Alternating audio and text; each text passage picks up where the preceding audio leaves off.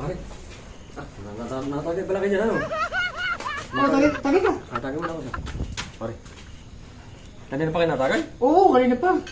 Pare, may good news ako sa'yo, pare. Ano? May trabaho ako, pare. What? Natanggap ako, pare. Saan?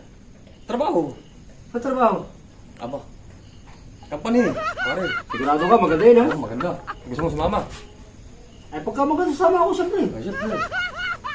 Ay, pare. Eh, kaso nga lang, Ano? di ba nag-apply ako? Oo.